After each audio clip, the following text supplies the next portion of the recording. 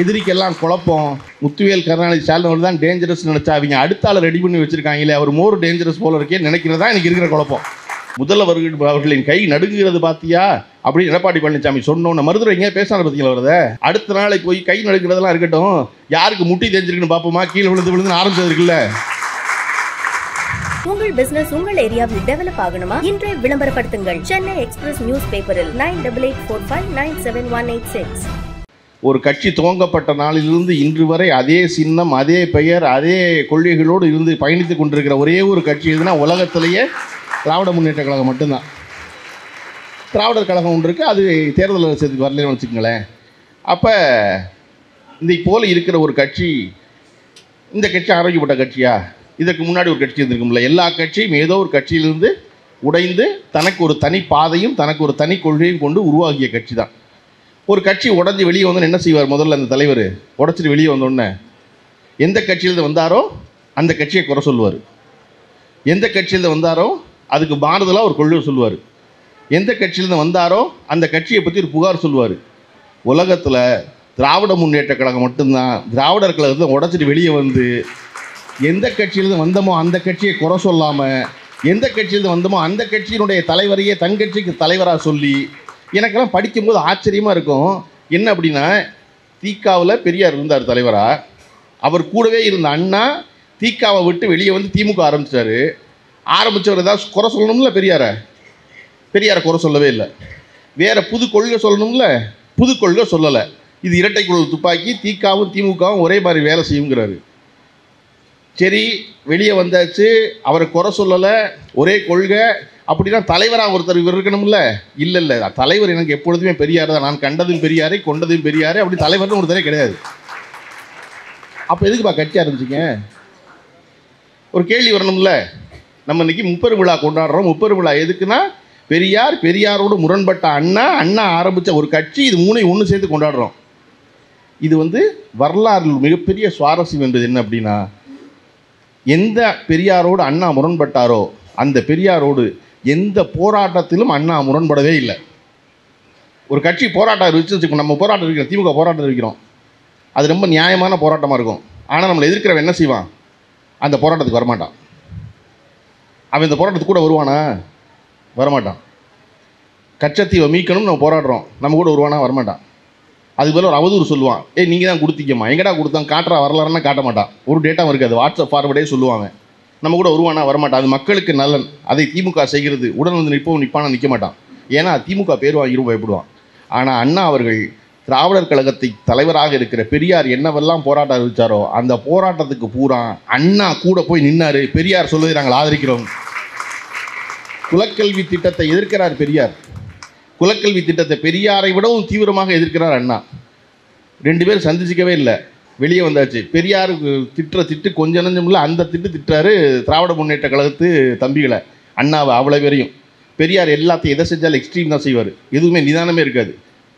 எதிர்க்கிறே முடிவு பண்ணார்னா முழு எதிர்ப்பு தான், ஆதரிக்கிறே முடிவு பண்ணார்னா முழு ஆதரிக்கிறது தான். ஏன்னா பெரியார் முதல்ல இருந்தது காங்கிரஸ் கட்சியில் கள்ளு குடிக்கக்கூடாதுன்னு சொல்லி காந்தி சொல்லி கள்ளுக்கடை மறியல் போராட்டம் அறிவித்தா போய் கள்ளுக்கடை மறியல் தான் அறிவிக்கணும், அதுக்கு தானே போராடணும். பெரியார் ஒருத்தர் தான் இந்தியாவிலேயே காந்தியின் தொண்டர்களில் தான் சொந்தமாக வச்சுருந்த 5000 தென்னை மரத்தை வெட்டின ஒரே ஒரு ஆள் பெரியார் மட்டும்தான் வெட்டினார். ஏன்னா தென்னை மரம் இருந்தால் கல் இறக்குவார், அதனால வேண்டாம். அவர் மரம் காந்தி பெரியாரை பார்த்து பயந்த இடம் அந்த இடம் தான். என்னடா ஒருத்தன் கள்ளுக்கடை மறியல் அறிவித்தோம்னா போய் சொந்த மரத்தை வெட்டுவான் ஒருத்தன், இவ்வளோ தீவிரமாக இருக்கானே, அவனை கொஞ்சம் கண்ட்ரோல் பண்ணுங்கப்பான்னு காந்தி சொல்ல ஆரம்பிச்சது பெரியார் அந்த இடத்துல தான். அப்படி எல்லாத்துலேயும் தீவிரமாக இருந்தவர், அப்படி தீவிரமாக திமுகவை திட்டினார் அவர். ஆனால் அது எதை பற்றி மனதில் வைத்துக் கொள்ளாமல் அதே போராட்டம் அந்த தலைவருடன் சேர்ந்து அதே ஜெயிலுக்கு போகிறார். ஒரு சிறைச்சாலையில் பிரிந்த 2 பேர், அண்ணாவும் பெரியாரும் ஒரே சிறைச்சாலைக்குள்ளே இருக்காங்க. 2 பேர் ஒருத்தர் பார்த்துக்கல. பெரியார் வெளியே உலாவ வரும்பொழுது அண்ணா சிறைச்சாலை விட்டு அறையை விட்டு வெளியே வர மாட்டார். ஏன்னா பெரியார் இருக்கார், அவர் தொந்தரவு பண்ண வேண்டாம் அப்படின்னு. எப்போ பெரியார் வெளியே இல்லையோ அப்போ தான் அண்ணா வெளியே வந்து உலாவார். இது பெரியாருக்கு தெரிய வருது. ரொம்ப திட்டிவிட்டு போவீங்களே அப்படின்னு நினச்சிக்கிட்டு அவருக்கு பார்க்க நிறைய பேர் வருவாங்கல்ல, பழம் பிஸ்கெட்லாம் கொண்டு கொடுப்பாங்க. அதில் ஒரு 6 பிஸ்கெட்டை அண்ணாதுரைகிட்ட கொடுக்குன்னு சொல்லி கொடுத்து அனுப்புகிறார் அவருடைய சிறைச்சாலைக்கு. அண்ணா அதை வெங்கடாஜலபதி கோயில் பிரசாதத்தை ஒருத்தர் எவ்வளவு பணிவோடு வாங்குவோனா அவ்வளவு பணிவோடு ஐயாவா கொடுத்தாருன்னு வாங்கிக்கிறாரு. ஒருத்தர்கிட்ட வாங்கினா நம்ம திருப்பி கொடுக்கணும்ல. ஒரு பொருளை வாங்க நம்ம திருப்பி கொடுக்கணும், அதான் நம்ம பதிலுக்கு அன்பு செலுத்துறது. எப்படி திருப்பி கொடுத்தார் அண்ணா அப்படின்னா, 67 ஆட்சிக்கு வந்த பிறகு பெரியாருடைய கனவான சுயமரியாதை திருமணத்தை சட்டமாக்கி அந்த பிஸ்கெட்டை தங்க பிஸ்கெட் ஆக்கி திருப்பி கொடுத்தாரு. ஐயா நீங்கள் ஒரு கனவு கண்டீங்க, அந்த கனவு எப்போ நிலைக்கும்? சட்டமானால் நிலைக்கும், சட்டமாகலே நிலைக்காது. பெரியார் என்ற சிந்தனாவாதி இத்தனை ஆண்டு காலம் இந்த தமிழ்நாட்டில் நிலைத்திருப்பதற்கான காரணம் என்ன அப்படின்னா, பெரியாரின் தம்பிகள் எல்லோரும் ஆட்சி அதிகாரத்துக்கு வந்ததால் அவருடைய கனவுகளை எல்லாம் நனவாக்க முடிந்தது. அதற்கு முதல் காரணமாக அண்ணா அவர்கள் இருந்தார். அண்ணாவின் தொடர்ச்சியாக கலைஞர் இருந்தார். கலைஞரின் தொடர்ச்சியாக இன்று நம்முடைய அண்ணன் தளபதி முத்துவேல் கருணாநிதி ஸ்டாலின் அவர்கள் இருக்கிறார். எதிரிக்கெல்லாம் குழப்பம், முத்துவேல் கருணாநிதி ஸ்டாலின் அவர்கள் தான் டேஞ்சரஸ் நினச்சா அவங்க அடுத்த ஆளை ரெடி பண்ணி வச்சுருக்காங்களே, அவர் மோர் டேஞ்சரஸ் போல இருக்கே நினைக்கிறதா எனக்கு இருக்கிற குழப்பம் இல்லையா? எனக்கு எப்பொழுதுமே கலைஞரின் பேச்சால் ஈர்க்கப்பட்டு தான் நான் திராவிட முன்னேற்ற கழகத்தை கவனித்தவன். எனக்கு அந்த கலைஞரை போல இன்றைக்கி நம்முடைய சின்ன ஒரு துணை முதலமைச்சர் உதயநிதி பேசும் பொழுதெல்லாம் கக்கன்னு மனசுக்குள்ளே சிரிச்சுக்குவேன், வந்தாண்டா ஒருத்தன் அப்படின்னு. ஏன்னா அவர்களின் கை நடுங்குகிறது பார்த்தியா அப்படின்னு எடப்பாடி பழனிசாமி சொன்னோன்னு மருத்துவர் எங்கேயா பேசினார் பார்த்தீங்களா? வருத அடுத்த நாளைக்கு போய் கை நடுக்கிறதெல்லாம் இருக்கட்டும், யாருக்கு முட்டி தெரிஞ்சிருக்குன்னு பார்ப்போமா, கீழே விழுந்து ஆரம்பிச்சதுக்குல்ல. ஏன்னா அந்தந்த கோயிலுக்கு அந்தந்த பூசாரி வச்சா தான் சாமி சொல்கிறத கேட்குறது என்னை விட சேர்வாக நல்லா தெரியும். அது அவன் தான் புரியல, அவனுக்கு அந்த லாங்குவேஜ் தான் புரியுது. அப்படிங்குமா அந்த லாங்குவேஜில் பதில் சொல்லணும். எப்பொழுதும் நாம் எந்த ஆயுதத்தை எடுக்க வேண்டும் என்பதை எதிரிகளே தீர்மானிக்கிறார்கள் என்பதை மிக தெளிவாக தெரிந்து கொண்டிருப்பவர் தான் நம்முடைய சின்ன நம்பர் வேணாம். இந்த தொடர்ச்சி இருப்பதான் ஒரு குழப்பம் தருது. அண்ணாவை பற்றி என்ன முன்னாடி பேசியவர்கள்லாம் சொல்லியிருந்தாங்க. அண்ணா அவர்கள் என்னென்னா, அரசியல் கட்சிகளில் பொதுவாக தனக்கு அடுத்து வருபவர்களை மேலெழுந்து வரவிட மாட்டார்கள். அதை முதல்ல அண்ணா தான் எனக்கு தெரிஞ்சு உலக அரசியலில் உடைக்கிறாரு. எந்த இடத்துக்கு போனாலும் தம்பி தம்பி தம்பி தம்பின்னு தம்பிகளை மேடையில் ஏற்றி நிப்பாட்டி இங்கே ஒரு ஆள் இருக்கான் பாருன்னு காமிச்சது அண்ணா தான் முதல்ல துவங்குறார்.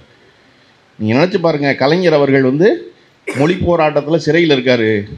மேடையில் வச்சு சொல்கிறாரு, எனக்கு யாத்திரை தலம், புனித யாத்திரை தலம் என்பது எதுனா தனிமை சிறையில் கருணாநிதி இருக்கும் இடம் தான் எனக்கு புனித யாத்திரை தலம்னு ஒருத்தர் சொல்கிறது இருக்குல்ல.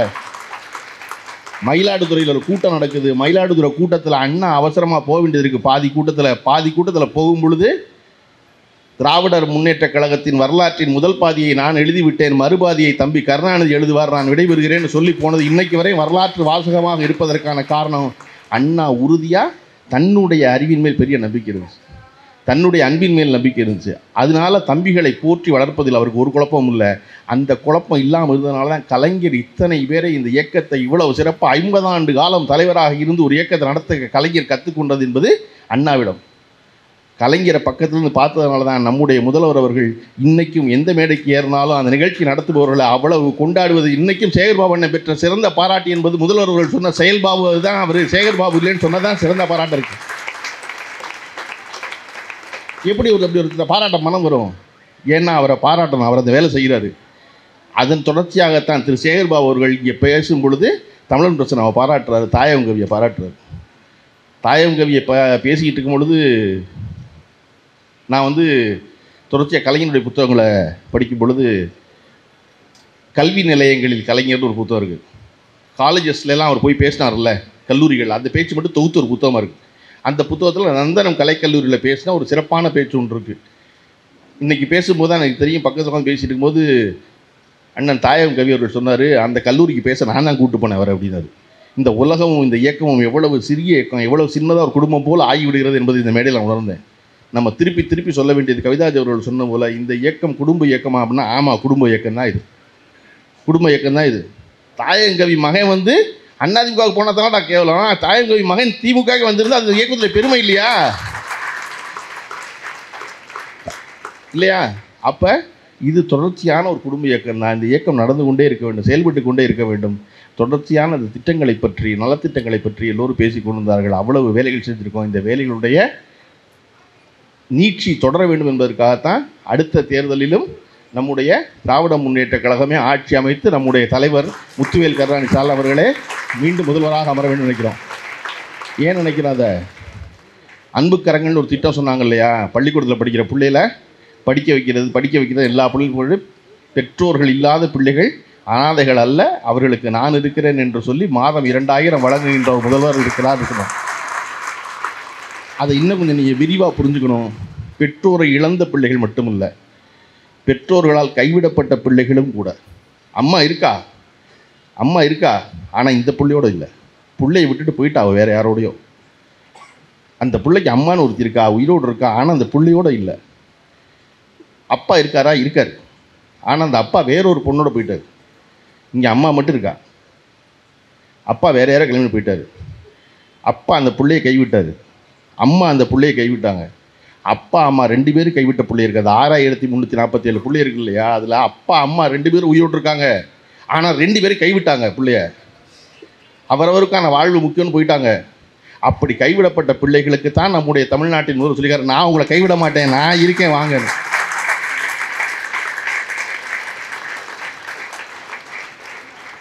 இந்த திட்டம் துவங்கப்பட்ட பொழுது அறிந்தோ அறியாமலோ ஒரு பள்ளி தலைமை ஆசிரியரோடு நான் பயணப்பட்டுக்கிட்டு இருந்தேன்.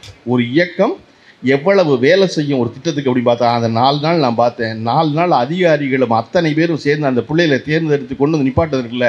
இப்போ மறுபடியும் புதுசாக விண்ணப்பங்கள் வந்திருக்கு.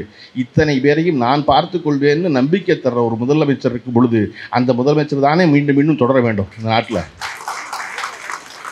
இது தேர்தல் வாக்குறுதியில் சொன்னதில்லை, சொல்லாதது. ரொம்ப முக்கியம். அன்பு கரங்களில் இருக்க 6000 பிள்ளைகளுக்கும் வரப்போகிற தேர்தலில் ஓட்டு கிடையாது, ஓட்டுக்காக இல்லை. அது நம்ம எல்லாருக்கும் சொன்னோன்னே ஏன் மண்ணை நெகிழுது? அது நம்ம வீட்டு புள்ள போல் நம்ம நினைக்கிறோம். அப்படி ஒரு புள்ள ஆதரவற்று இருக்கே. நான் ஒரு தனியாள் 6000 பிள்ளையை காப்பாற்ற முடியாது, ஆனால் ஒரு அரசு நினச்சி 6000 பிள்ளையை காப்பாற்ற முடியும். அப்படி ஒரு எண்ணத்தில் இருப்பதால் தான் இந்த ஆட்சி தொடர வேண்டும் என்று என்னை போல, கவிதா ஜவஹரை போல, விவேகாவை போல இருப்பவர்களெல்லாம் நினைக்கிறவங்களை போல எல்லாரும். இதை தொடர்ச்சியாக இந்த முதலமைச்சர்களிடம் எனக்கு மிக பிடித்தது என்ன அப்படின்னா, ஒவ்வொரு நாளும் மீண்டும் திரும்பி கொண்டிருக்கும் ஒரு இளமை எனக்கு ரொம்ப பிடிச்சிருக்கு.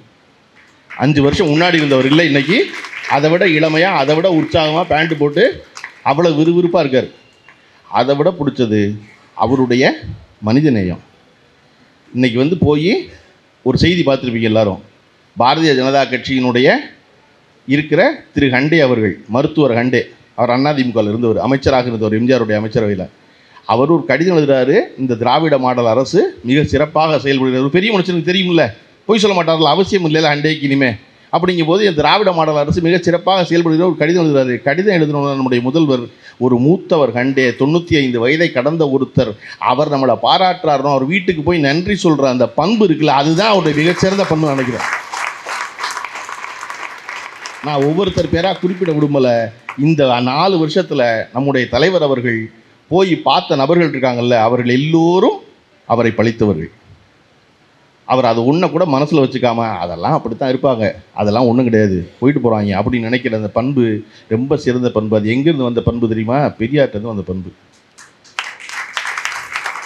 பெரியார் தனக்கு எதிர்கருத்து பேசிய ஜெயகாந்தனை பேச அனுமதிக்கிறாரு. ஜெயகாந்தன் ரொம்ப சந்தோஷமாயிடுறாரு, பதில் பேசுகிறாரு. போனதுக்கப்புறம் ஜெயகாந்தன் எழுதுகிறாரு, 27 வயது இளைஞனான என்னை ஐயா வாங்க என்று மரியாதையோடு அழைத்து என் கருத்துக்கு காது கொடுத்து அனுப்பிய அவரை பார்த்தபோது ஒரு ஆன்மீக பெரியவரை பார்த்ததைப் போல் உணர்ந்தேன்கிறார் ஜெயகாந்தன் பெரியாரை. அந்த பெரியார் சொல்கிற முக்கியமான செய்தி என்ன? கடவுளை மறன்னு சொன்னதா? இல்லை. அடுத்த வரி, மனிதனை நினைன்னு. கடவுளை மற, மனிதனை நினைன்னு. அப்படி இந்த மனிதனை நினை என்பதை தொடர்ச்சியாக தன் வாழ்க்கையின் செய்தியாக நம்முடைய முதல்வர்கள் சொல்லிக்கொண்டே இருக்கிறார் அவருடைய ஒவ்வொரு செயல்பாட்டின் மூலமாக. இந்த நிகழ்ச்சி பெரும் மகிழ்ச்சி அளிப்பதற்கான இன்னொரு முக்கியமான காரணம், இளைஞர்கள் பெருவாரியாக இந்த நிகழ்ச்சிக்கு வந்திருக்கிறது. ஒரு நிகழ்ச்சி எப்படி இருக்கணும் அப்படின்னா, மறுக்குழுது வச்சுருந்த அக்கா எப்படி முக்கியமோ, வயசானவங்க இருக்கிறது எப்படி முக்கியமோ, அப்படி இளைஞர்கள் இருப்பது முக்கியம். எல்லாரும் கலந்து இருப்பது ஒரு அரங்கத்தில் முக்கியம். வெறும் இளைஞர்கள் கூட்டம் மட்டும் இருக்கிறது முக்கியம் இல்லை, வெறும் வயதானவர்கள் மட்டும் இருப்பது முக்கியம் இல்லை, எல்லோரும் கலந்திருப்பது இருக்குல்ல, அது ரொம்ப முக்கியம். அப்படி ஒரு கலந்திருக்கிற அரங்கமாக இந்த அரங்கம் இருக்கிறது. திராவிடம் பற்றியும், திராவிடம் நமக்கு செய்த நன்மை பற்றியும், அதற்கு நாம் தெரிவிக்க நன்றி பற்றியும் தொடர்ச்சியாக நாம் பேசிக்கொண்டே இருக்கலாம். தொடர்ந்து பேசுவோம். ஏன்னா சேர்பாபண்ண மாதிரி ஆள் தொடர்ந்து கூட்டம் நடத்திக்கிட்டே இருக்க போகிறாங்க. எல்லா கூட்டத்தையும் தொடர்ந்து பேசுவோம். இந்த செய்தியை, இந்த உழைப்பை, இந்த மனிதத்தை எல்லோரிடம் பரப்புவோம். மீண்டும் 200 இடங்களை வென்று வரலாறு படைத்து நம்முடைய தலைவர் திரு முத்துவேல் கருணாநிதி அவர்களை மீண்டும் தலைமை பொறுப்பில் அமர்த்துவோம் என்று சொல்லி வாய்ப்பு கொடுத்த அனைவருக்கும் நன்றி சொல்லி விடைபெறுகிறேன். நன்றி, வணக்கம். கிளாசிஃபைட் ஆட்ஸ், டிஸ்ப்ளே ஆட்ஸ், சிறிய விளம்பரம் முதல் பெரிய விளம்பரம் வரை அனைத்து கடைகளிலும் வீடுகளிலும் இலவசமாக டிஸ்ட்ரிபியூஷன் செய்து தரப்படும் சென்னை எக்ஸ்பிரஸ் நியூஸ் பேப்பரில் always your neighbourhood news paper.